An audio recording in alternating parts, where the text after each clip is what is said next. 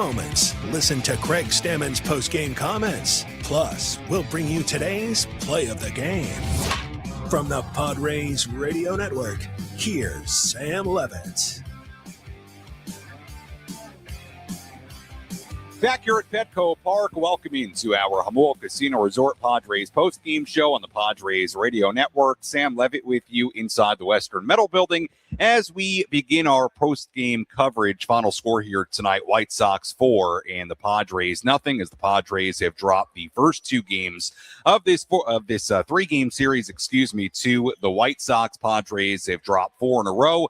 They have dropped 5 of their last 6 games. Padres dropped to 19-13. White Sox now a game below 500 at 16-17. As always, our post-game coverage brought to you by Jamul Casino Resort. Hey, player, with epic SoCal views, a full bar, and poolside bites. Starlight Pool at Jamul Casino Resort is pool season perfected, and day passes are available. Jamul Casino Resort, the player's place. Lot to do on our post-game coverage. We'll recap this game from start to finish. We'll hear from Padres manager Craig Stammen in a little bit. We have a full look at the out-of-town scoreboard and much, much more. Well, this game, to me, was very, very much about the lack of Padres offense. They just did not have anything going in this game here tonight. Right-hander Sean Burke, he gave up 4 singles and 6 scoreless innings. Michael King went 5 scoreless innings, got into trouble in the 6th inning, gave up a 2-out, 2-run single, a little flare to right field, a blooper. Really bad luck for Michael King in the 6th inning. 2-run single, made it a 2-0 White Sox lead. King then got in trouble in the 7th inning. Bullpen came in, allowed a couple of inherited runners to score, and the White Sox had a 4-0 lead. But look, I'll put it this way tonight. Had Miguel Vargas in that 6th inning hit a little infield single and the runner score from third base to make it a 1-0 White Sox lead, and that was all the Padres pitching staff gave up in this game, and that's all that Michael King gave up in this game. Guess what? If the Padres have the exact same offensive night, they still lose this game 1-0. So to me, that really tells the story of this game. The Padres against Burke did not have anything going offensively. In the 7th inning, not much going offensively. 8th inning, same story. Now, in the 9th inning, and this was kind of the cherry on top of such a frustrating offensive night, the Padres load the bases against Grant Taylor with nobody out, and he was all over the place in that 9th inning. An infield single, he walks the bases loaded, and then he gets the first out of the inning. Sir Anthony Dominguez comes in, gets the final 2 outs of that 9th inning, picks up the save. There were a couple of key ABS challenges. You got to tip your cap to Edgar Caro behind the plate for the White Sox. He had a couple of challenges there that were just massive in that 9th inning. But ultimately, the Padres loaded the bases in the 9th inning, down by 4. They got the tying run to the plate multiple times, and it was a situation where you felt like the White Sox were just simply inviting the Padres right back into this game and inviting them to tie this game, win this game. And the Padres still in that situation in the 9th inning, could not find a way to get a run across. So all in all, a frustrating offensive night. And that has certainly been one of these stories from this 4-game losing streak. You zoom out a little bit. On this 4-game skid now, Padres getting shut out here tonight. They only scored 2 runs yesterday. They scored 4 runs on Wednesday against the Cubs. They scored 3 runs on Tuesday against the Cubs. So you're looking at a 4-game span here where the Padres have scored a grand total of 9 runs in 4 games. And generally, that kind of offensive output, it's just not going to get it done most nights. Now, look, the Padres have an opportunity to salvage this series tomorrow, pick up their 20th win of the season, and you'll look up and it'll be May 3rd and you're 20-13 and you snap a skid, and okay, you went through a little bit of a rough stretch, which is not the end of the world.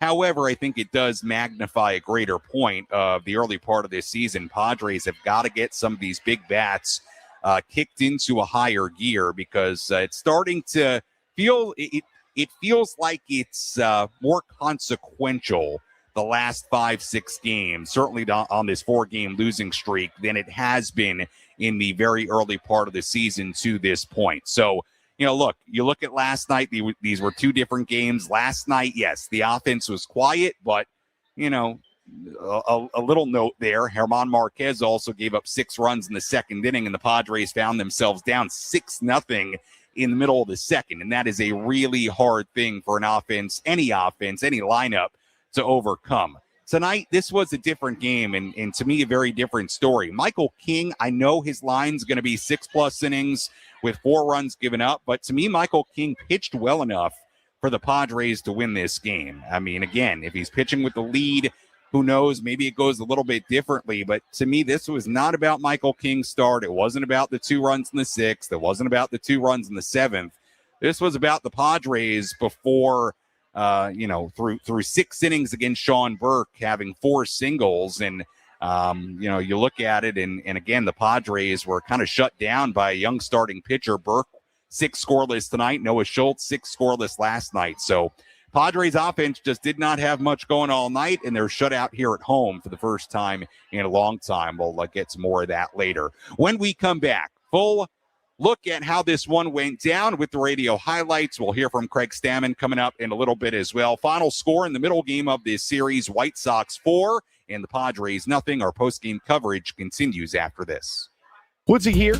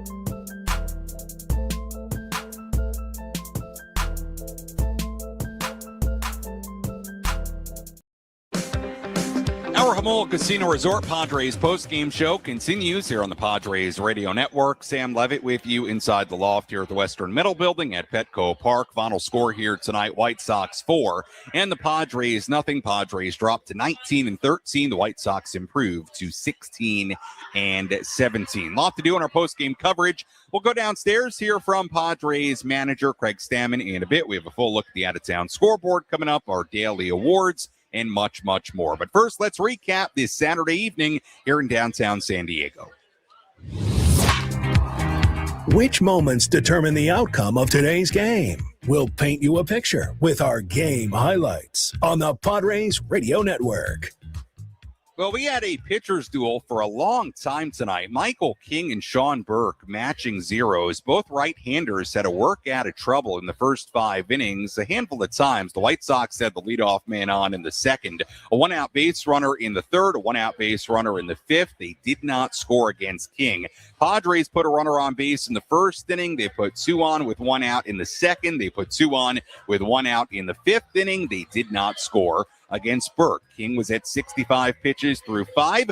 Burke was at 67 pitches through 5 shutout frames as well. So we had a 0-0 game going to the 6th inning. King recorded the first out of the inning, but he then walked the number 9 batter, Tristan Peters. Andrew Benintendi singled after a ground out moved the runners to second and third. It was Miguel Vargas. Now the 2-0 pitch. And Vargas kind of loops it in the air, over Sheets, dumps it down into right, a base hit. Peters has scored. Benintendi on his way. He will score a 2-run bloop single for Miguel Vargas, and the White Sox have the first 2 runs of this game. Yeah, wasn't anything fancy by Vargas, bit of bad luck, soft contact for Michael King, but got the job done. A 2-out, 2-run single, and the White Sox had a 2-0 lead. They led 2-0 in the middle of the 6th inning. Burke got through 6 scoreless innings on just 88 pitches. In the top of the 7th, the White Sox struck again, a leadoff single, then a double. That put 2 in scoring position for Edgar Caro. Caro swings, hits it beyond Cronenworth's reach into right field, a base hit. Mydroth comes home. They hold Antonacci behind him, but it's an RBI single for the White Sox catcher, and they now lead it 3-0. White Sox got another run later in the inning on a safety squeeze with Bradley Rodriguez on the mound. All the runs in that inning charged to Michael King. White Sox had a 4-0 lead. Final line tonight for King, 6 innings, 4 runs given up, all earned, 7 hits. He walked 3 and struck out 5. So the Padres trailed 4-0.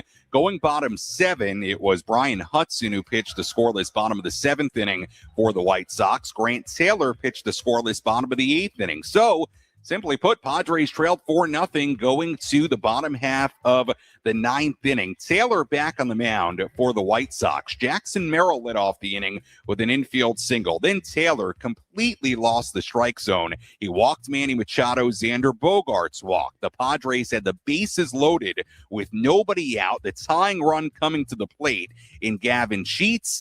And it was Grant Taylor who struck out Gavin Sheets on an ABS challenge, a pitch that just clipped the outer part of the zone. That was strike 3 on Sheets, and that was out number 1.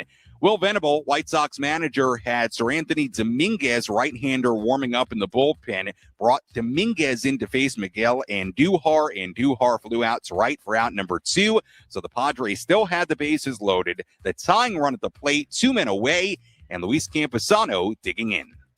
0-2 to Campusano. Dominguez will deliver, and Luis swings and misses, strike 3. Padres had the bases loaded, nobody out in the bottom of the 9th, but they do not score. And for the first time in nearly a year, they are shut out here at Petco Park. Final score tonight, it's the White Sox 4 and the Padres nothing. Yeah, first time the Padres have been shut out here at home since May 31st, 2025 against the Pittsburgh Pirates. So to Jesse's point, has been a while since the Padres were shut out here at home, but unfortunately, that streak without a shutout in this building comes to an end here tonight as the Padres fall 4-0. Final totals here tonight for the White Sox: 4 runs on 7 hits, no errors, and for the Padres, no runs, 6 hits, no errors. Padres dropped to 19-13. They've now lost 4 in a row in 5 of their past 6 games. The White Sox improve to 16-17, and the White Sox will have an opportunity to move to 500 tomorrow. And I looked this up during the course of the game when the White Sox were leading. The White Sox, the last time they were 500 was when they were 2-2 last season. They were never 500 again. And the last time they were 500 through 34 games in a season was all the way back in 2022 when they were 17-17 in 2022. So it has been a long time since the White Sox were 500 this late into a season. As you probably know, this has not been a very good baseball team the last handful of years. However, as we said on our pregame coverage the last couple of days, this is a White Sox team that is not the same ball club from the last couple of years. They're playing good baseball. White Sox have won 5 in a row now. They've won 10 of their last 14. This is a fairly dangerous team heading into the final game of this series tomorrow, as the Padres now will look to avoid a sweep at the hands of the White Sox tomorrow. But, no doubt about it, the White Sox are going to show up tomorrow. This is a young, scrappy, hungry team, and they're going to know that they're trying to get back to 500 and then, in their minds, hopefully go up from there. So, this is a tougher team that I think maybe you would anticipate based on the history the last couple of years. But, hey, they've come in here and they've played some very, very good baseball, and specifically they've got great starting pitching from their young pitchers in this series so far. Noah Schultz in his 4th major league start yesterday, 6 scoreless innings. And today, Sean Burke, young right-hander, he goes 6 scoreless innings. And I'll tell you what, he didn't have to break much of a sweat in this game. Padres did have a few scoring chances against them, but just look at the pitch counts for Burke. 11 in the 1st inning, 20 in the 2nd, 9 in the 3rd, 13 in the 4th inning, 14 in the 5th inning. He put together a 1-2-3 6th inning with a couple of strikeouts. It was 6 scoreless innings on just 88 pitches tonight for Sean Burke, and he now has a 2.72 ERA in nearly 40 innings this season. So he was good tonight. Schultz was good last night, and the Padres offense just not getting it going until that 9th inning. And as you heard, they had the bases loaded with nobody out, the tying run at the plate a number of times, and unfortunately could not get the big hit they needed in this one. When we come back, we'll hear from Padres manager Craig Stammen. Again, the final score tonight, White Sox 4 and the Padres nothing. Our postgame coverage continues from Petco Park after this. We'll be right back.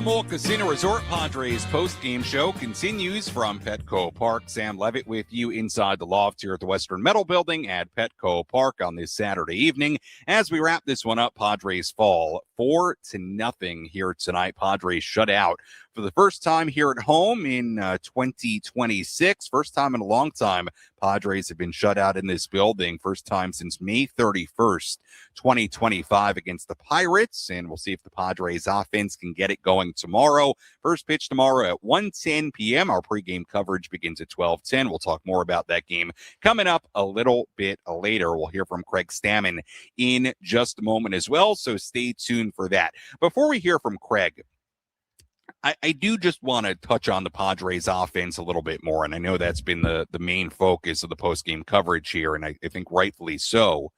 Look, I said in the opening segment, kind of illustrated in the game recap, that the Padres didn't have much going offensively tonight. However, I should illustrate, the Padres did have opportunities in this game. I mean, you just look at the box score, it'll tell you some of the story. 0 for 7 with runners in scoring position. They left 8 on base, and you can go through it little by little. They had runners on first and second, 1 out in the second, didn't score. Campusano struck out. Cronenworth grounded out. And this was a spot in the 5th inning that really hurt. A scoreless game. Michael King is really good to that point. He had battled that a little bit of trouble of his own at times in his outing through 5 innings.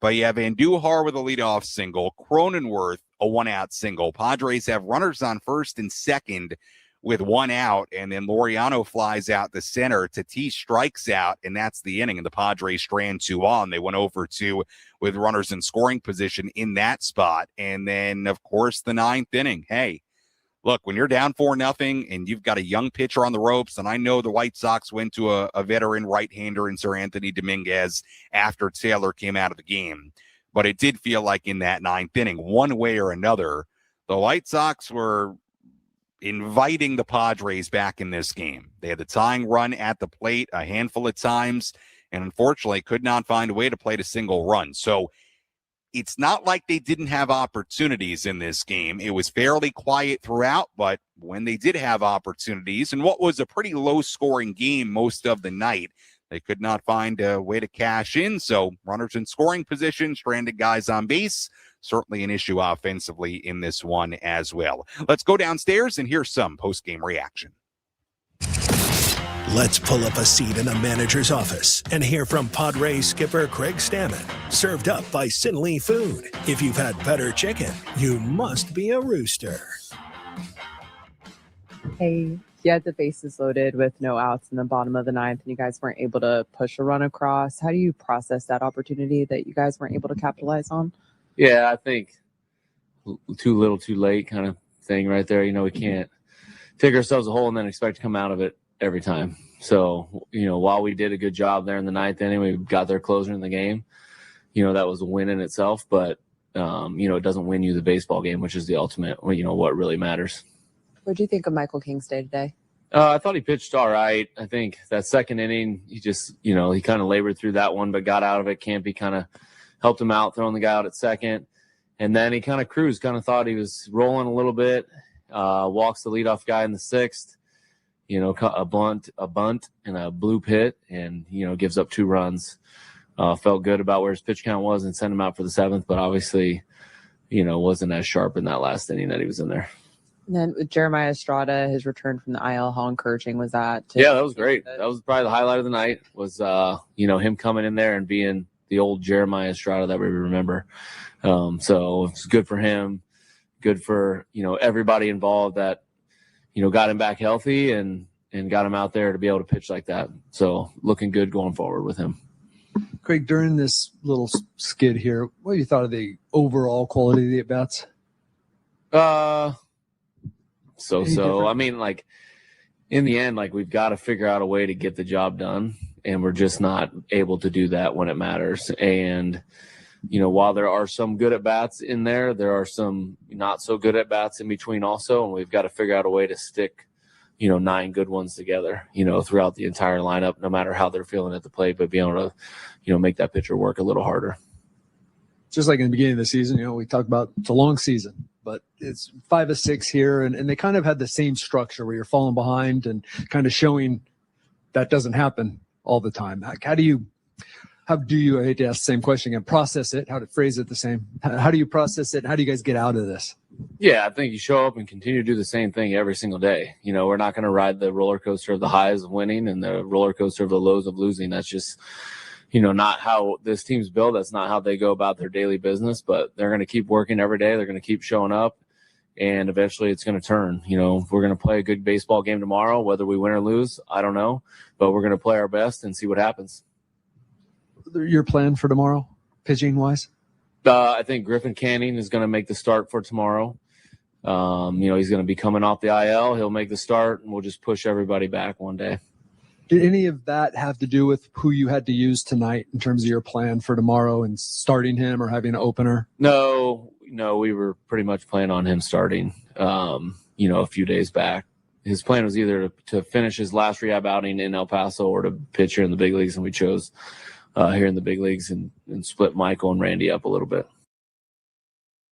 That was Padres manager Craig Stammen just moments ago downstairs here at Petco Park as the Padres fall 4-0 to the Chicago White Sox. Sam Levitt back with you inside the Western Metal Building up top here at Petco Park as we wrap this one up. You heard there at the end, Griffin Canning confirmed he will make his Padres debut tomorrow. So that'll be a headline certainly heading into tomorrow's game. Griffin Canning about to make his first start in the major league since last summer, since he tore his Achilles as a member of the New York Mets. And he was very, very good with the Mets until that season-ending injury, signed with the Padres in the offseason, and has been working his way back diligently, and he will make his Padres debut tomorrow. So that's good news, very good news, exciting news, and we will talk plenty more about that on our pregame coverage tomorrow, certainly. So we did get confirmation there.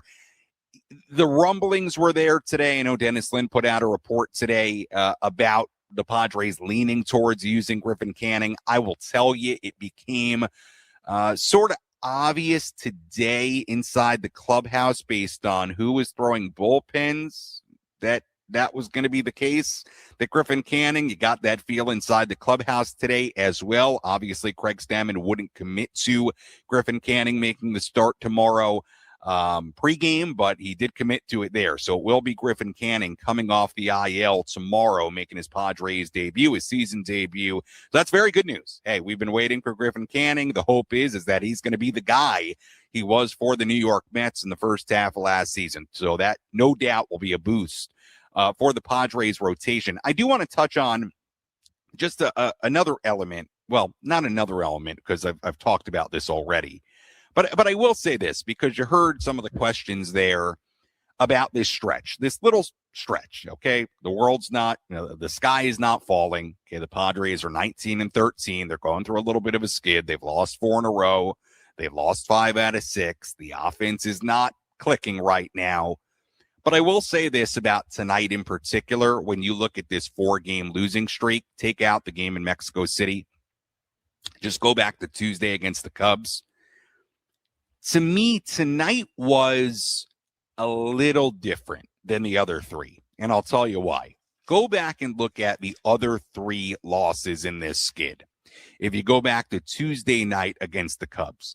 Tuesday night against the Cubs, the Padres fall behind early. Walker Buehler gives up a couple of early runs. Padres come back to tie the game, and then the Cubs score runs late. Padres can't do enough to ultimately come back and win that game.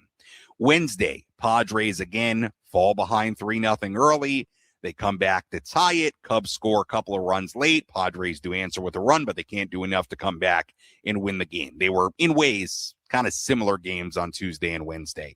Last night, you know the story. German Marquez gives up 6 runs in the second. Padres are down 6-0 before they take their second at-bats of the night.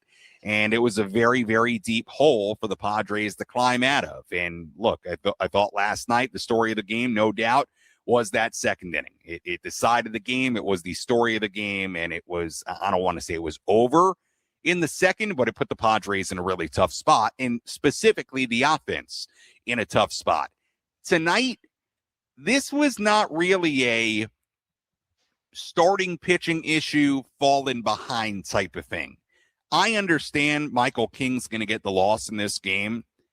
King threw 5 scoreless innings to start this game, and the 2 runs he gave up in the second were on an excuse me blooper to right, 2 out, 2-run single. That was soft contact, and to me is very much a bad luck 2-run single for Michael King. Okay? Reality is this tonight. Sean Burke, who is a young right-hander, but this is not an upper echelon starting pitcher, at least not yet in the major leagues, although he's having a good start to his season. Went 6 scoreless tonight, and the Padres didn't have much going against him, and when they had opportunities, they couldn't cash in. But he went 6 scoreless tonight, and the Padres didn't put Michael King and didn't put their bullpen in a position to play from ahead in this game on a night where the starting pitching through 5 innings was really, really good. And even through 6 innings, Michael King had given up 2 runs. So to me, tonight was a little bit different than the first 3 games of this 4-game losing skid. It was a little bit different. I mean, the Padres offense against the young starting pitcher had an opportunity tonight with the start they got from Michael King.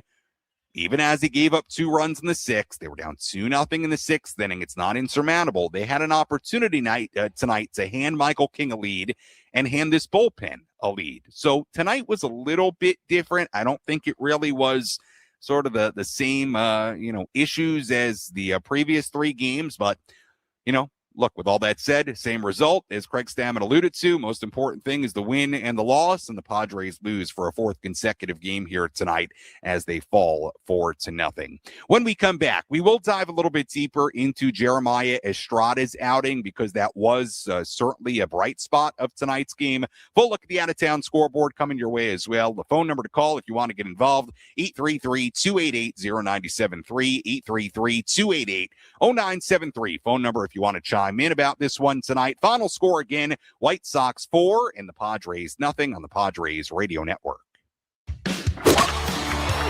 You've waited all year for baseball, and it's finally here.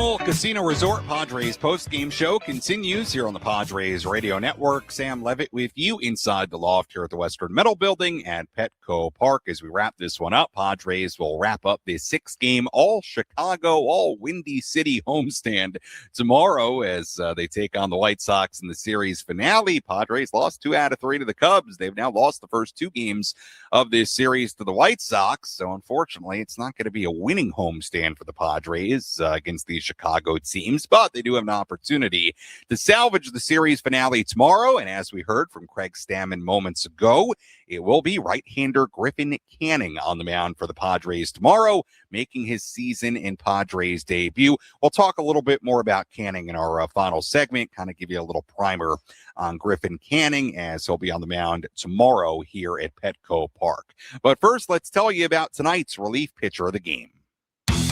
Which pitcher entered the game and slammed the door shut? This is today's relief pitcher of the game, brought to you by San Diego criminal defense attorney David P. Shapiro. We help good people regain control of their future when charged with a crime. Learn more at davidpshapirolaw.com. Our relief pitcher of the game here tonight, we will stay on the Padres side of things because we can, and I think there's a sort of an obvious choice for the Padres tonight, and that is Jeremiah Estrada, who came off the IL today, and I thought, as Craig Stammen alluded to in the postgame, really looked good. Looked much, much, much more like the, mostly dominant Jeremiah Estrada that we have seen in a Padres uniform. He faced 3 batters in this game. He struck out all 3, struck out the side. And it wasn't just striking out the side that was really encouraging. It was the velocity as well. He averaged nearly 97 miles per hour with his fastball. Remember, when Jeremiah went on the IL with the right elbow tendinitis, the concern beyond the results, beyond some of the struggles and the runs allowed and the hits allowed, a lot of the concern had to do with the drop in velo. And we caught up with Jeremiah earlier in this series, and he talked about losing too much weight in the offseason and having to put weight back on. And for whatever reason, it had, affected his velocity, whatever was going on. And he did come back tonight, and the velo was much, much better, much more like the velo we're used to seeing from Jeremiah Estrada. So hopefully that velo now holds outing to outing. But that was very good to see tonight. Look, Jeremiah is a very important part of this bullpen. He is that. To me right now, he's that 4th guy. Okay, you have Miller, obviously, Adam, Morahone, and then Jeremiah is right in that grouping. And I thought while he was out, you did feel at times him missing in that group as another high leverage guy that can strike people out. And again, that was going to be the question tonight, not just the results. The fact that he struck out the side was awesome. But the velo was going to be really, really important to see, and that velo returned tonight. Now, again, it's got to keep steady outing to outing. We're going to see, but that was very encouraging for Jeremiah Estrada tonight, and, maybe the highlight of the night, considering how it went. So good stuff there, and that's a big development for the Padres bullpen, certainly in the big picture. Let's tell you about the Padres' heart of the order. Let's take the pulse of the Padres and check in on the Heart of the Order, presented by Palomar Health, the official healthcare provider of 97.3 The Fan. Palomar Health, leading with heart for every patient. Palomar Health is reimagining healthcare. Heart of the order here tonight, 3, 4, 5 spots. Merrill, Machado, Bogarts. Only 2 hits for Jackson Merrill, couple of singles. Manny took an 0 for 3 with a walk. Xander took an 0 for 3 with a walk in this game. So 2 singles for Merrill. Combined, the heart of the order went 2 for 10 with a couple of singles, no RBIs, no runs scored. So a relatively quiet night for the heart here tonight. Tough night for Fernando Tatis Jr., 0 for 4. Still searching for that elusive first home run of the season. Ramon Laureano did have a base hit in this game. He's been struggling. That was good to see from Ramon. Xander, who's been so good, he has now taken a few 0 for 4. I should put it as offers in a row.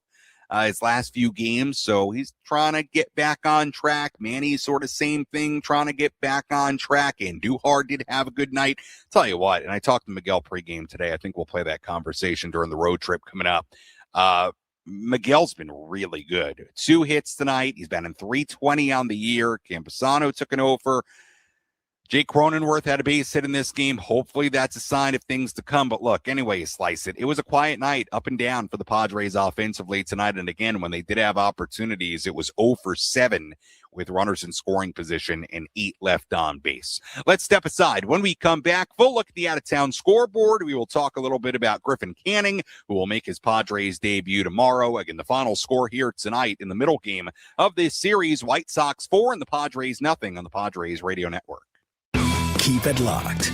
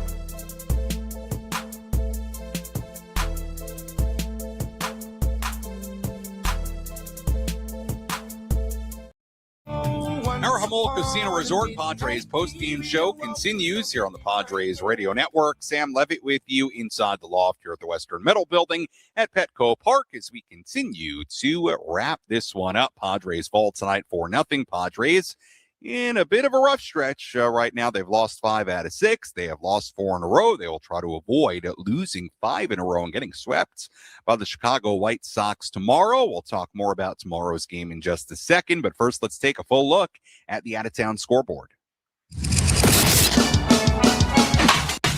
Let's take a trip around the bigs to highlight the scores that matter most with our out-of-town scoreboard. Presented by Jensen Premium Beef Patties. Always a hit for grilling.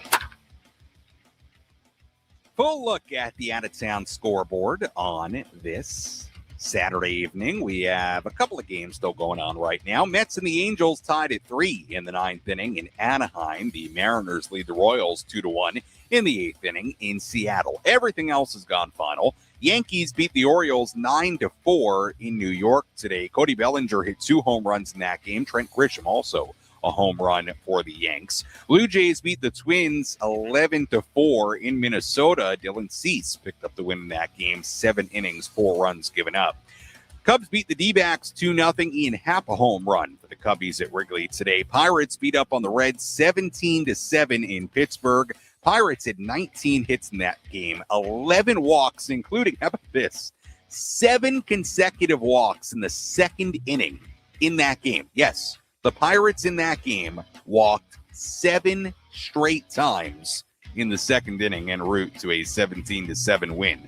Brewers beat the Nationals 4-1 in D.C. Guardians beat the A's today 14-6 in Sacramento. Austin Hedges, David Fry, Kyle Manzardo home runs in that game for the Guardians. Boy, a lot of former Padres I'm talking about today. Astros beat the Red Sox 6-3 at Fenway. Christian Walker, his 8th home run of the season in that game. Marlins beat the Phillies 4-0 in Miami. More former Padres, this time a Padre prospect. Xavier Edwards hit a home run in that game for Miami. Max Meyer, really good young pitcher. He went 7 scoreless innings for the win in that one for Miami. Rays beat the Giants 5-1 in Tampa Bay. The Tigers beat the Rangers 5-1 in Detroit. Dylan Dingler a home run in that one. Now, here's a little bit of good news for you. Cardinals beat the Dodgers today 3-2. Dodgers have also lost 4 in a row, as the Padres have lost 4 in a row. Braves beat the Rockies 9-1 in Colorado. And that is a full look at the out-of-town scoreboard on this Saturday evening. Well, before we get to tonight's play of the game, I do want to give you a little primer on Griffin Canning, who is now scheduled to make the start for the Padres tomorrow. Will make his Padres debut, signed in the offseason, a 1-year, $2.5 million deal with the Padres with a mutual option for 2027.